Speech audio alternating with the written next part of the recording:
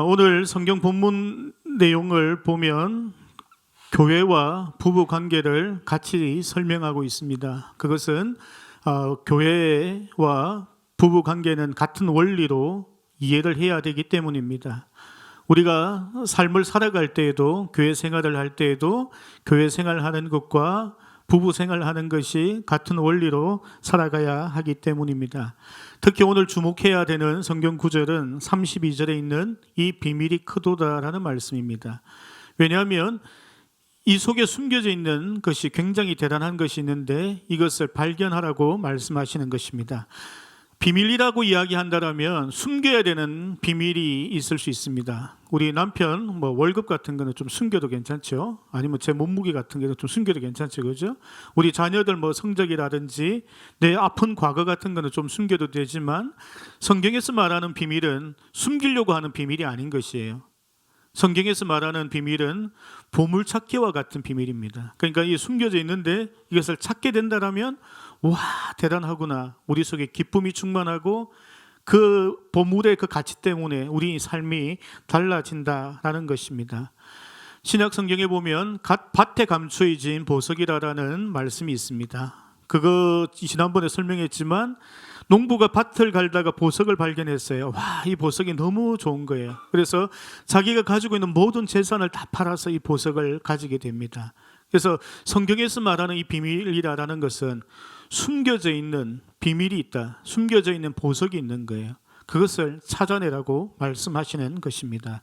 우리의 가정과 우리 부부 관계, 우리 교회 생활 모두가 하나님께서 숨겨둔 놀라운 가치들이 보석과 같은 것이 숨어 있다라는 것입니다. 오늘 그 보석을 찾으면 좋을 것 같고 찾지 못하더라도 거기에 굉장히 근접하면 좋겠다라고 생각합니다. 우리가 부모님들이 다 있으시잖아요. 우리 부모님들이 굉장히 훌륭하거나 굉장히 대단한 분이 아니더라도 우리가 부모님을 굉장히 사랑하고 함께하고 싶고 그리고 우리가 잘하고 싶은 마음들을 누구나 다 가지고 계실 것 같아요. 우리 자녀들 가지고 계신 분들 어떠신가요? 우리 자녀들 좀 이렇게 좀 속썩이고 말도 안 듣고 공부도 못해도 어떨 때는 막 그래서 호적에서 이거 확 화내버려 이런 생각이 들지만 하지만 우리 자녀들에 대한 애정은 굉장히 대단합니다. 제가 옆에서 보면은 자기 자식들에 대해서 굉장히 편애하는 것들이 굉장히 많이 보입니다. 그러니까 주일학교 예배 마치고 보면 자기 자식만 보여요, 이렇게. 아니면 우리 크리스마스 데이 행사 하면은 자기 자식만 보고 있어요, 자기 자녀만. 우리가 굉장히 편애하죠.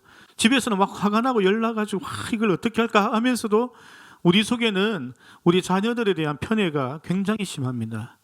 여러분들 그거 아세요? 여러분들 자녀들 생각보다 못생겼다라는 거? 그거 아셔야 돼요. 자기 애들 너무 이쁘다고 막 하는데 제가 볼 때는 어떤 분들은 어울리지 않은 옷이나 이런 걸 막 입히고 연예인해도 되겠다. 너무 격하게 공감하시는데 어울리지 않은 옷 입혀가지고 하면서 너무 이쁘다고요. 아멘 하지만 어쩔 수 없죠. 그래도 그런 거 있잖아요. 또 그것도 아셔야 돼요. 우리 자녀들 생각보다 똑똑하지 않아요. 조금만 하면은 뭐가 될 것처럼 하세요. 어릴 때 진짜 똑똑하고 공부 잘했는데 요즘에 조금만 열심히 하면 좋은 대학 갈 것 같다고 다 그러세요. 근데 생각보다 안 똑똑하거든요. 제가 진짜 똑똑한 애들 한번 가르쳐 봤어요. 누군가 하면은 한국에 있을 때 초등학교 4학년인데 한국 전체 수학 시험 치는데 1등한 아이예요. 그 엄마랑 저희 집사람이랑 같은 교회 출신이라서 잘 알아요. 그래서 한 번은 그 엄마가 하는 말이 이건 거예요. 새벽 2시에 아이 방에 불이 켜져 있는 거예요. 갔더니 수학 문제를 풀고 있더래요. 그래서 4학년이에요. 너 뭐하니 하니까 수학 문제 풀고 있어요. 너 안 자니 하니까 엄마 몇 시예요? 새벽 2시인데 이러니까 이제 자야 되겠네요 하고 잔다라는 거예요. 그러니까 4학년이 6학년이 형들 다 이겨서 전국에서 1등한 친구는 이렇게 공부하는 아이예요. 우리 교회는 아직 못 봤어요, 제가. 우리 교회는 아직 그런 공부가 너무 재밌어 새벽 2시까지 수학 문제 풀고 있는 애들 아직 우리 교회는 없는 것 같아요. 근데 우리는 우리 애들이 좀 하면 천재 같고 그렇잖아요. 2살 때, 3살 때 보면 천재 같은 느낌 들잖아요. 생각보다 안 똑똑한 거예요. 다 그런 거예요. 나머지 애들도 다 그 정도는 다 하는 거예요. 근데 우리는 우리 아이들에 대해서 굉장히 편애하고 더 뭔가가 대단한 것 같고 기대를 하고 있어요. 이게 핏줄이 무서운 겁니다. 하루는 저희 집에서 이렇게 우리 아이들과 같이 이제 뭘 시켜 먹고 있었어요. 먹고 있는데 저는 우리 애들이 좀 많이 먹으라고 좀 천천히 먹고 있었어요. 근데 우리 집 사람이 너무 열심히 먹는 거예요. 막 애들하고 경쟁적으로 먹고 있더라고요. 그래서 제가 진심을 담아서 친절하게 우리 집 사람한테 이렇게 이야기했어요. 야, 이러다가 실험선수 되겠다고. 그랬더니 쳐다보고 또 계속 먹는 거예요. 그러니까 애들한테는 굉장한 우리가 뭐가 있는데 우리 아내나 남편에게는 좀 그렇지 않은 면이 있어요. 그것 때문에 섭섭해서 막 부부싸움 하기도 하는 일들이 많이 있습니다. 하나님께서 우리가 피출에 대하여 굉장히 애착이 있는 것을 아시면서도 우리에게 이런 말씀을 하시는 거예요. 너희는 하나가 되어라 라는 거예요. 부부는 피출이 섞이지 않아 남이지만 결혼하는 순간부터는 너희는 하나가 되라고 이야기하시는 거예요. 그 어려운 것을 이루라고 말씀하시는 거예요. 거기에다가 교회도 하나님께 말씀하시는 것이 너희는 가족이다, 너희도 하나가 되어라 하시는 거예요. 우리는 피출에 대한 애착이 크고 우리 아이들에 대한 애착이 큰데 하나님께서는 그냥 아무도 그냥 처음 본 사람, 고향도 다르고 삶도 다르고 생각도 다른 사람들 모아두고 가족이 되어라 하는 거예요. 그것이 너무 힘든 일인 줄 아시면서도 그걸 요구하시는 거예요. 우리 자녀들 보고는 하나 되라고 말씀 안 하세요. 그거는 그냥 되는 거예요. 우리 자녀와 나는 하나가 되는 것이 너무 쉬워요. 그런데 나의 아내와 우리 교회 성도들 간에 하나가 되는 것은 어려운 일인 거예요. 그러니까 하나님께서 오늘 성경을 통해서 너희가 하나 되어라 하시는 거예요. 창세기 2장 24절 말씀 보아도 하나님께서 인류의 첫 번째 한 명령이 이것입니다. 다 같이 한번 읽어볼까요? 시작. 남자가 부모를 떠나 그의 아내와 합하여 둘이 한 몸을 이룰지로다. 아멘. 이것이 하나님께서 인간들에게 명령하신 첫 번째 사명인 것입니다. 그러니까 너희는 하나 되기가 너무 힘들어. 하지만 하나 되어라 라는 명령을 하고 있는 거예요. 우리는 우리 자녀와 대부분 사람들입니다. 여러분은 안 그러시겠지만 대부분 사람들은 핏줄을 가장 높은 관계로 봐요. 그 다음에 결혼한 부부가 그 다음 신경 쓰는 관계예요. 교인들은 그 밑에 관계입니다. 하지만 하나님께서는 동일하게 가족이라고 말씀하시고 하나 되고 하나 되고 하나 되어라고 말씀하고 계시다라는 것입니다. 우리가 이 하나 되기 위한 노력과 고민들을 하여야만 합니다. 예수님께서도 우리를 향하여 이렇게 말씀하시죠. 내가 너희들의 신랑이고 너희는 신부다. 그 말씀을 하시는 이유 자체가 너와 나는 부부관계로 하나가 될 거라는 거예요.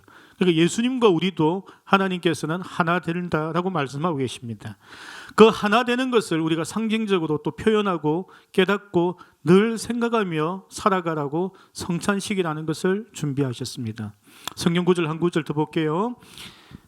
요 앞에 요한복음 6장 57절 말씀인데요. 내 살을 먹는 자는 내 안에 거하고 나도 그 안에 거하니. 그러니까 성찬식을 통하여 우리가 떡을 뗄 때에 예수 그리스도와 하나가 된다는 것을 말씀하시는 거예요. 그런데 그 성찬식을 우리가 함께하면서 그 자리에 있는 모든 교인들, 성도들도 하나가 된다는 것을 성찬식을 통하여 말씀하고 계시다라는 것입니다. 그런데 우리가 하나가 되고 싶은데 마음에 드는 사람도 있고 마음에 안 드는 사람들도 있어요. 사실 그렇잖아요. 어떤 성도들끼리 싸우기도 하고 보지도 않기도 하잖아요. 하지만 하나님께서 하나 되라라고 말씀하시는 속에는 이러한 비밀이 숨어 있는 겁니다. 예수님께서 십자가로 이 사람을 구원하셨어요. 그리고 나서 이 사람을 어디에 보낼까 생각하다가 더 라이트 빛의 교회에 보낸 거예요.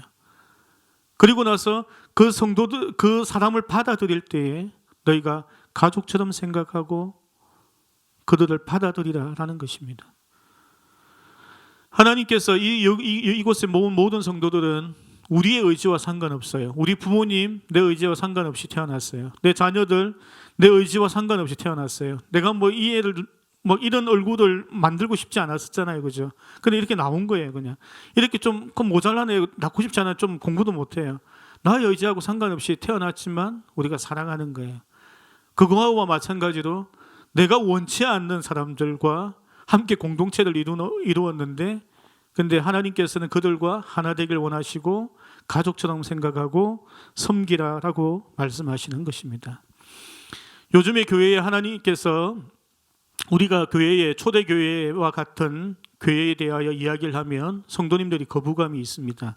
그러니까 참 가족처럼 지낸 교회의 가장 샘플이 초대교회인데 그 초대교회 이야기를 하면 많은 분들이 거부감을 가집니다. 사도행전 2장 44절 45절 말씀에 보면은 믿는 사람이 다 함께 있어 모든 물건을 서로 통용하고 또 재산과 소유를 팔아 각 사람의 필요를 따라 나눠주며 라고 말씀하십니다. 그러니까 우리가 가족이 된다고 생각하면은 이렇게 해야 될 것 같아요. 막 나눠주고 내 재산 팔아가지고 막 이렇게 줘야 될, 그 재산 팔아가지고 안 주셨대요. 그런 말씀이 아닌 거예요. 그러니까 통용한다라는 말은 무슨 말씀인가 하면은 오병이어 때처럼 예수님을 말씀을 듣기 위해서 모였어. 배가 고파요. 그래서 무언가를 먹어야 됩니다. 누구 뭐 가진 거 없니? 어떤 아이가 오병이어를 가지고 있었잖아요. 그걸 나누어 먹었던 거예요. 그냥 재산을 팔아가지고 n분의 1로 나누는 그런 말씀 아닌 거예요. 또 재산과 소유를 판다는 말씀도 그냥 구제를 했다라는 거예요. 이거는 어디에 읽어봐도 n분의 1로 나눈다라는 말이 아닌 거예요. 이런 거예요. 구약 성경에 보면은 밭이 있습니다. 추수를 할 때에 밭에 네 귀퉁이는 가난한 사람을 위해서 놔두라고 하세요. 그냥 그 추수를 하지 않는 거예요. 그냥 가난한 사람이 와서 네 귀퉁이에 있는 게 추수해서 먹고 사는 거예요. 지금도 이스라엘에 가면 장사하시는 분들이 장사가 끝날 때에 특히 안식일 전날에는 자기가 팔다 남은 과일이나 야채 같은 걸 밖에다 거리에 둡니다. 그러니까 가난한 사람들이 그것을 가지고 가서 먹어요. 그러니까 하나님께서 원하시는 것은 그렇게 구제하고 나누길 원하시는 거예요. 뭐 장사 안 하시는 분들은 월급 받은 것 중에서 우리가 헌금해서 또 가난한 사람을 돕기도 하잖아요. 그래서 우리가 돌아보고 챙기고 그들을 신경 쓰라는 말씀인 거예요. 그것이 우리가 하나님께서 말씀하시는 가족이라는 것입니다. 제가 이민교회 사역을 하다 보면 이민교회 성도님들 이런 생각도 있어요. 이민생활 힘들다. 우리가 뭐 돌아볼 입장이니까 나도 힘든데 어떻게 돌아봐 라는 생각들 많이 하세요. 근데 이 성경을 썼던 사도 바울은 감옥에 있으면서 에베소 교회가 걱정이 되어 편지를 적고 있는 거예요. 너 이렇게 살아. 걱정이 되는 거예요. 초대교회 사람들이 재산을 팔아오가 나누었다 하잖아요.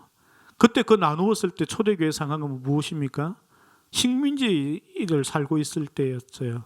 전부 다 로마의 식민지로 살고 있던 그 아시아의 교회들이 예루살렘 교회가 엄청난 세금을 텍스를 내고 있으면서 나누었던 거예요. 그 사람들은 그런 마음으로 살았던 거예요.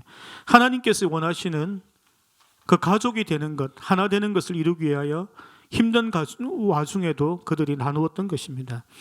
근데 지금 우리 현재 21세기 교회들 보면 교인들끼리 가족 되는 일이 굉장히 힘들어집니다. 특히 보면은 지금은 큰 교회도 많이 가세요. 큰 교회도 많이 가는데 이유가 뭔가 하면은 그냥 서로 신경 쓰기 싫은 거예요. 그냥 모르고 지내는 게 좋은 거예요. 누가 내를 신경 써주시는 것도 싫고 내가 신경 쓰는 것도 싫고 그냥 예배만 잘 드리고 은혜 받고 그냥 집에 가는 그것을 지금 좋아하는 시대가 되었습니다. 왜 우리가 이렇게 되었는가? 왜 이렇게 교회가 바뀌고 있느냐라는 것입니다. 그것을 한번 우리 생각해 볼게요. 제가 결혼하기 전에 이상형이 있었거든요. 한번 사진 보여주세요. 제 이상형이에요. 중학교 3학년 때 보고 깜짝 놀랐어요. 제가 이 여자 보고 로마 휠 보고 너무 이쁜 거예요. 그래서 그 다음부터 머리 짧은 여자 제가 좋아해요. 머리 짧고 이렇게 좀 호리호리하고 우리 집 사람하고는 좀 관계가 없어요. 우리 집 사람은 이분하고는 좀 관계가 없는 것 같아요. 근데 중요한 건 우리 집 사람은 뭐 제가 이상형일까요? 우리 집 사람 이상형 보여줄게요. 이런 스타일이에요. 잘생겨야 돼요. 더 중요한 건 공부를 잘해야 돼요. 근데 제가 공부를 못하거든요. 그러니까 공부 잘하고 잘생긴 것이 우리 집 사람 이상형이에요. 그 서로가 이상형대로 결혼한 것이 아니에요. 여러분들 또 뭐 이상형이 만나셨어요? 아니죠, 그죠? 우리가 TV나 영화 보면서 너무 이렇게 눈이 높아진 거야. 눈이 높아져가지고 이런 남자, 이런 여자에 대해 생각하는데 결혼은 이상형과 하는 것이 아닙니다. 교회도 마찬가지예요. 요즘에 교인들이 이상형을 찾듯이 교회를 찾아갑니다. 이 교회 출석해보고 말씀이 어떠니, 양육이 잘 돼 있는지, 아이들 프로그램 좋은지 막 이상형을 찾듯이 찾아가는 거예요. 이상형을 찾아가는 것은 나의 욕구, 나의 욕망을 찾아가는 것 똑같은 거예요. 나를 만족시킬 만한 교회를 찾아가는 거예요. 그런 목사님을 찾아가는 거예요. 근데 이렇게 찾는다라면 이거는 굉장히 모순이 있는 거예요. 예수님께서 피로 값주고 사서 이 성도들을 막 구원해서 모아줬는데 마음에 안 든다는 거예요. 예수님 왜 저 사람 구원했어요? 하고 똑같은 거예요. 이상형을 찾는 것은, 내 입맛대로 고르는 것은, 그것은 예수님께서 세운 그 교회를, 예수님께 살리신 그 영혼들을 내 입맛대로 고르고 있는 거예요. 그것은 바르지 않는 거예요. 그러니까 예수님께서는 가족이라는 카테고리에 넣어서 가족으로 엮어준 거예요. 그러니까 앞뒤 따지지 말고 사랑하고 섬기고 위하고 신경 쓰라라고 말씀하시는 것입니다. 우리가 이 마음으로 살아간다면 창세기 2장 18절에 있는 돕는 배필을 이루는 것입니다. 하나님께서 아담을 만드시고 하와를 만드시고 하와를 돕는 배필로 줬습니다. 그래서 우리는 우리 남편을 볼 때, 아내들 볼 때 돕는 배필로 봐야 됩니다. 나의 만족, 잘난 것, 이런 건 내가 좋은 것이 아니라 내가 그를 위하여 무엇을 도울지, 어떻게 하면 이들이 행복해질지를 고민하는 거예요. 내가 요리를 하면서 우리 남편이 무엇을 해주면 기뻐할까? 내가 아내에게 무엇을 하면 아내가 기뻐할까? 라는 것을 고민하는 것이 가족이라는 것입니다. 두 번째, 우리가 이 교회 생활, 가정 생활을 힘들게 하는 것 중에 하나의 생각이 뭔가 하면은 이 변화에 대하여 우리가 크게 생각하지 않는다라는 것입니다. 무슨 말인가 하면은 우리가 초등학교에서 중학교 가거나 중학교에서 고등학교 갈 때는 큰 변화가 없어요. 사실 강의실에서 똑같은 방식으로 칠판이 있고 공부를 합니다. 근데 대학교에서 군대를 가는 거와 대학교에서 취직을 하게 되면, 취직해보고 군대 가신 분들은 알잖아요. 그죠? 백수들은 잘 모를 수 있어요. 그냥 그럴 수 있지만 우리가 군대를 갔다 오신 분들 이해하실 거예요. 완전 다른 생활인 거예요. 취직 생활도 마찬가지예요. 학교에서 공부할 때하고 전혀 다른 거예요. 취직 생활은. 그것처럼 완전 변화예요. 우리가 결혼하기 전에 내가 총각 처녀 때 부모님과 같이 살고 있다가 그 자리를 아내가 채웠다라는 것이 아니에요. 그 정도의 변화가 아닌 것이에요. 그냥 내 혼자서 자취 생활하다가 심심하니까 이제 계속 만나고 있는 이 분하고 결혼하면 좋겠다 해서 그냥 같이 살면 좋겠다라는 이 정도의 변화가 아닌 거예요. 이 결혼 생활의 변화, 우리가 믿지 않는 자로 세상에서 살아가다가 크리스천이 되어 교회의 한 성도가 되는 변화는 우리가 완전한 새로운 변화라는 것을 알아야 되고 거기에 적응해야 됩니다. 그러니까 결혼하거나 불편하죠. 당연히 불편하죠. 우리 아내 때문에 집에도 일찍 들어가야 돼요. 왜 일찍 들어가? 좀 더 놀고 싶은데. 아내분들도 그래요. 내가 이 애 때문에, 처녀 때는 얼마나 내가 자유로웠는데 잘 나갔는데 이 애들 때문에 내가 남편 밥 해주는 것 때문에 이런 생각 하시잖아요. 근데 그것이 아니고 그렇게 사는 거예요. 그것이 가장 잘 사는 거예요. 왜냐하면 하나님께서 우리에게 첫 번째 하신 명령이 가정을 이루는 것이 첫 번째 사명이고 명령이었기에 이것을 이루고 살아가는 것이 가장 행복한 거예요. 우리는 그 속에서 비밀을 발견 못하니까 힘든 거예요. 이 생고생이다. 내가 왜 이렇게 살지? 내가 기도 안 해가 이 남자 만난 거 아니야? 이러면서 막 고민하잖아요. 근데 그런 것이 아니라는 거예요. 여러분, 그 신약 성경에 보면 이런 말씀이 있으세요. 예수님께서 참새 한 마리가 땅에 떨어져 시장에서 얼마 1달러에 팔리는 거, 이것도 하나님 다 계획이 있다는 거예요. 근데 부부가 그런 계획도 없이 만났겠습니까? 우리 성도가 된 것이 그런 계획도 없이 만났을까요? 참새 한 마리가 죽어서 얼마에 팔릴지도 예수님께서 정했다라고 하시는데, 부부관계, 우리 교인들 관계는 더한 것으로 엮어지고 계획을 가지고 만났던 거예요. 우리만 불평불만인 거예요. 이게 아닌데 혹시나 뭐가 있을까? 다른 거 아닐까? 내가 실수한 거 아니야? 라는 것을 우리가 가진다라는 것입니다. 우리가 그 포지션에 맞는 모습으로 생각을 빨리 전환하셔야 돼요. 남편으로, 아빠로, 아내로, 엄마로. 제가 그 주일학교 아이들 중고등부 아이들 가르칠 때도 가정에서의 포지션을 가르칩니다. 너희들 집에서 어떻게 살아. 부모님들한테 어떻게, 부모님을 위해 기도하고 부모님에게 좋은 말씀하고 부모님이 기뻐하는 말들 해주고, 브라들 시스터들끼리 싸우지 말고 나이스하게 해주고, 그 포지션에 맞는 삶을 살아가는 걸로 우리가 변화해야 된다는 거예요. 크리스찬으로 우리가 살아가는 삶이 이제 변화되어야 된다는 것이죠. 그렇게 살면 우리가 손해보고 고생하고 힘들 거라 생각하지만 그 속에서 참 진리와 기쁨과 행복함이 있다라는 것입니다. 그것은 수요일 날 오시면 제가 조금 더 설명을 해드릴게요. 자, 말씀을 이제 정리하고 맺겠습니다. 성경 구절 하나 볼게요. 우리 같이 읽으면 좋겠어요. 성경 구절 좀 띄워주세요. 제가 하나 넣었는데 아까 없어졌어요. 제가 한번 읽어볼게요. 자, 히브리서 11장 1절 말씀인데 우리 다 아시는 말씀이니까 그냥 들으시면 아실 거예요. 히브리서 11장 1절 말씀에 보면 믿음은 바라는 것들의 실상이요 보이지 않는 것들의 증거니라고 말씀하십니다. 이 말씀 뭔가 하면 믿음은 바라는 것하고 보이지 않는 것이 있는데 그것을 보이게 만드는 것이다 라는 이야기예요. 무슨 말인가 하면은 믿음이라는 건 이 세상에 없어요. 믿음이 뭐예요? 없잖아요. 그죠? 이런 사물이 아니잖아요. 믿음이라는 거 없어요. 그냥 우리의 믿음의 고백을 하고 우리가 믿음의 행동을 하면 그 믿음이 이 땅에 생겨나는 거예요. 없던 것이 생겨난 거예요. 사랑이라는 것도 마찬가지예요. 자, 사랑 어디 있어요? 사랑 없잖아요. 그죠? 근데 사랑이라는 것은 내가 그 상대방에게 고백하고 선물을 하고 그 마음을 표현할 때 그 사랑이 그 자리에 생겨나는 거예요. 지금 여기 사랑 없잖아요. 저한테 사랑 고백을 안 하시잖아요. 사랑 고백 한번 할게요. 우리 옆에 계신 분들에게 사랑의 고백을 하도록 하겠습니다. 사랑합니다 한번 고백해 보세요. 사랑합니다. 좀 성의 있게 하세요. 진심을 좀 담아가지고. 그때 이제 사랑이라는 것이 갑자기 생겨난다 이 말이에요.